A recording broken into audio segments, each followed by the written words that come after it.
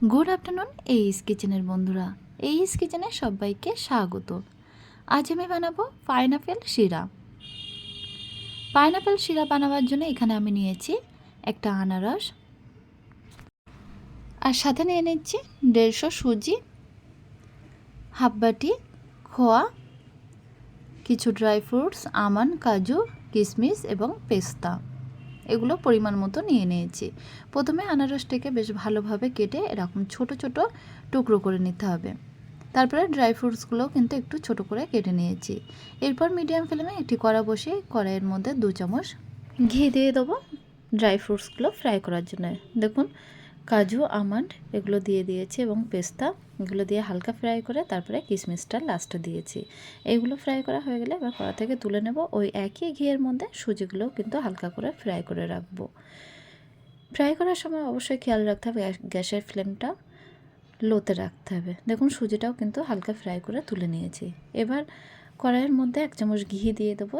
ছোট ছোট করে কেটে রাখা আনারসগুলো হালকা করে ফ্রাই করে নেবো। দিয়ে দিচ্ছি অল্প পরিমাণে লবণ, হাফ বাটি চিনি দিয়ে দিচ্ছি, আর অল্প করে জল দিয়ে দেবো। এরপরে দিয়ে দিচ্ছি অল্প একটু কেশর পাউডার। সবগুলো ভালোভাবে মিক্সড করে নেব। তারপরে 2টো গরম মশলা ফাটিয়ে দিয়ে দেবো। জলটা যখন ফুটতে শুরু করবে তখন ফ্রাই করে রাখা ড্রাই ফ্রুটস এবং সুজিগুলো দিয়ে দিচ্ছি। তারপরে একটা ঢাকনা দিয়ে রেখে দেবো লো ফ্লেমে 5 থেকে 7 মিনিট। দেখুন 5 থেকে 7 মিনিট পরে ঢাকনাটা তুলে নিয়েছি, আর শিরাটি কিন্তু একদম রেডি হয়ে গেছে। এবার 1 চামচ ঘি দিয়ে দিচ্ছি, আর উপর থেকে দিয়ে দেবো খোয়া। 2 মিনিটের জন্য ঢাকনা দিয়ে রেখে দেবো ফ্লেভারটা ভালো আসার জন্য। দেখুন তৈরি হয়ে যাচ্ছে পাইনাপেল শিরা। পাইনাপেল শিরা কিন্তু খেতে খুবই টেস্টি। একবার বানালে বারবার খেতে ইচ্ছা করবে।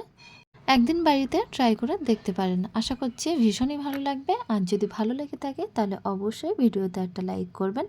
আর আমাদের চ্যানেলটা যদি এখনও পর্যন্ত সাবস্ক্রাইব করা না হয়ে থাকে তাহলে সাবস্ক্রাইব করার জন্য অনুরোধ থাকলো। আর সবসময় আমাদের পাশে থাকার জন্য আপনাদের ধন্যবাদ।